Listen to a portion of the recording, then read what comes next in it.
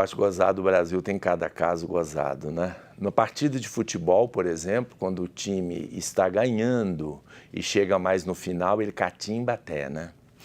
E isto no esporte é possível, é permitido, porém o espetáculo que as pessoas vão ver de esporte, não acontece.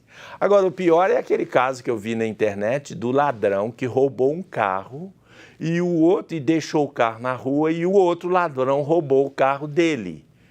E aí ele foi na delegacia, o ladrão, reclamar de ter sido roubado por outro ladrão e encontrou lá também o outro ladrão que tinha sido preso. Ele falou, nesse país não tem jeito mais. A gente não pode nem roubar porque é roubado. É assim, é a vida, está aparecendo mesmo agora em grande proporção.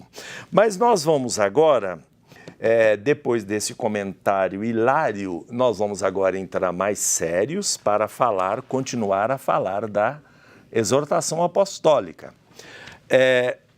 A expressão do Novo Testamento, da parábola, e de vós também. Aí diz assim a exortação apostólica, a chamada não diz respeito apenas aos pastores, aos sacerdotes, aos religiosos e religiosas, mas estende-se aos fiéis leigos.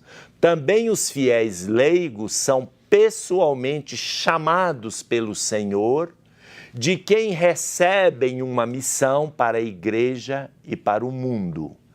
São Gregório Magno lembra que, ao pregar ao povo, ele comentava assim a parábola dos trabalhadores da vinha. Considerai o vosso modo de viver, caríssimos irmãos, e vede se já sois trabalhadores do Senhor.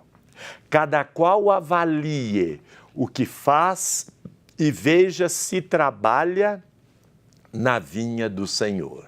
Então, aquilo que nós comentávamos antes, né? A igreja é constituída na missão como um todo.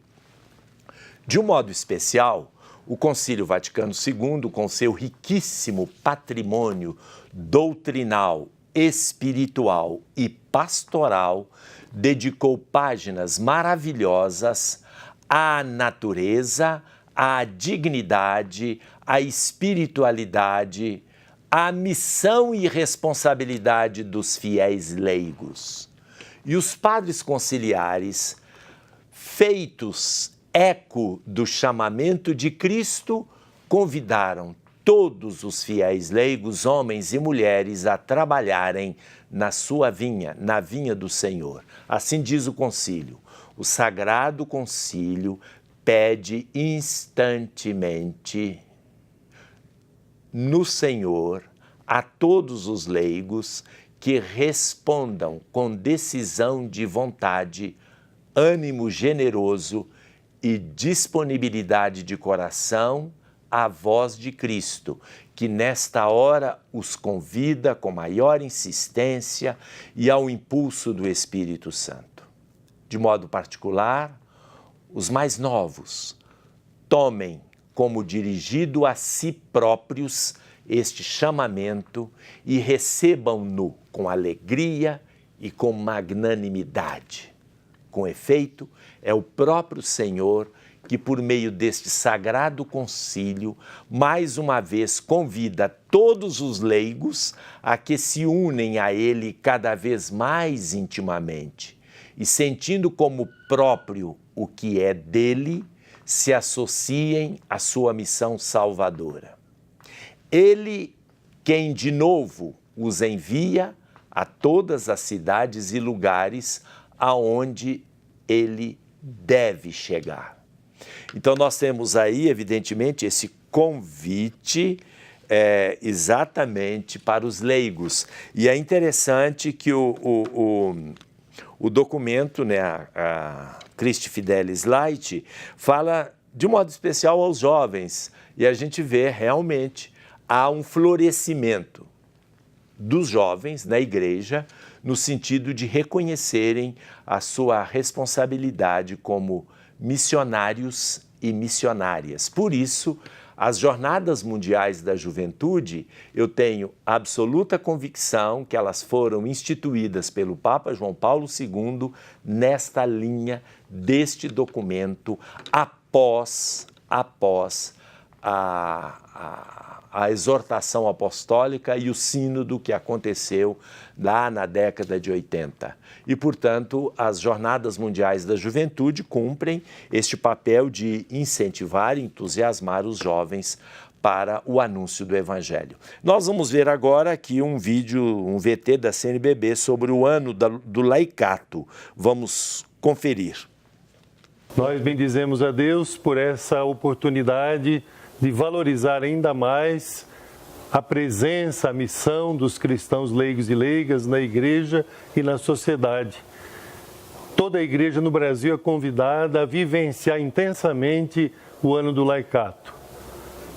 Nós procuramos fazer isso através da oração, das celebrações, das reflexões, mas, sobretudo, incentivando, apoiando uma participação sempre maior dos cristãos leigos e leigas na vida da igreja e na sociedade, para que seja, de fato, sal da terra, luz do mundo, numa igreja em saída. Que Deus abençoe a todos os que estão já se empenhando na realização desse ano do laicato, que ele possa produzir muitos frutos pela participação de tanta gente e, acima de tudo, pela graça de Deus. A presença e a atuação dos cristãos leigos e leigas se dá na igreja e no mundo. Nesses dois âmbitos, os leigos exercem seu ser e seu agir cristão. São eles, de acordo com o documento 105 da CNBB, intitulado Cristãos Leigos e Leigas na Igreja e na Sociedade, os verdadeiros corresponsáveis na evangelização. É o chamado sujeito eclesial. O leigo é o cristão, desde o seu batismo, ao receber batismo, crisma, nós somos chamados a vivenciar essa missão de discípulos missionários, né? Para expandir o reino de Deus. Então esse é o leigo, a partir do seu batismo recebe essa missão e somos chamados a fazer essa expansão do reino de Deus a partir desse nosso trabalho na igreja, mas especificamente na sociedade, que é o campo, penso-me que principal de atuação e que necessita que esse reino aconteça. Penso que nós, como leigos, nós temos que entender o nosso tempo na história e na sociedade. Nós não podemos ficar esperando respostas prontas, né? Nós temos que fazer acontecer essa história. Então, a partir dessa expansão do reino de Deus, é na história, entendendo a realidade, o chão que nós pisamos, onde nós estamos localizados e as diversas realidades que nós temos na sociedade que nós temos que estar atuando. As palavras são interessantes, eu gostei muito da palavra desta senhora, desta leiga. Agora, nós temos que sair além das palavras, né? No sentido, fala protagonismo dos leigos, etc. Mas uma pergunta para reflexão. Numa situação especial, qual é o valor da palavra do leigo na nossa igreja? Tá? Em situações especiais, por exemplo, eu não estou me referindo a nenhum lugar, hein? Agora é só do ponto de vista que eu tenho ouvido isso desde que eu era seminarista, né? E tenho ouvido e continuo ouvindo, né? Quando um padre é retirado de uma paróquia sem a vontade do povo, o povo faz abaixo-assinar 2.000, 3.000 assinaturas e faz manifestação, etc. Sabe que normalmente se ouve falar nessa hora, quanto mais o povo se manifestar, mais o padre é tirado. Ou seja, o que significa isso? Quem tira contra totalmente a vontade do povo fala, eu é que mando, vocês não mandam nada. Esse é o recado. Então eu acho que nós temos que mudar um pouquinho, a própria igreja fala, teoriza, mas nas horas, né? Desde que os leigos falam as coisas que eu gostaria que eles falassem, eu conheço gente, não estou falando em alta hierarquia. Estou falando de gente que fala assim, tem que estar em comunhão comigo. Em comunhão comigo é o seguinte, pensar do jeito que eu penso.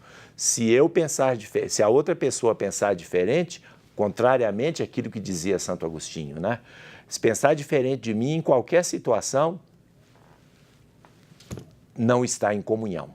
É excomungado, digamos assim, teoricamente falando. Quando Santo Agostinho diz, em tudo aquilo que é secundário, liberdade de pensamento e de opinião.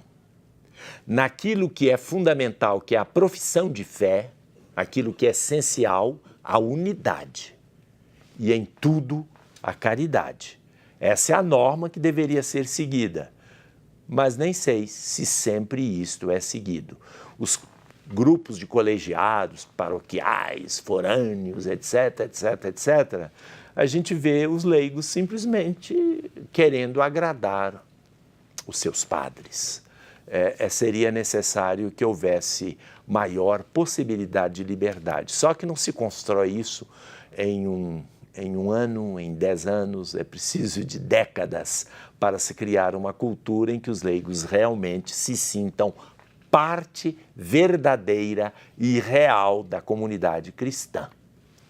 Voltamos daqui a pouco.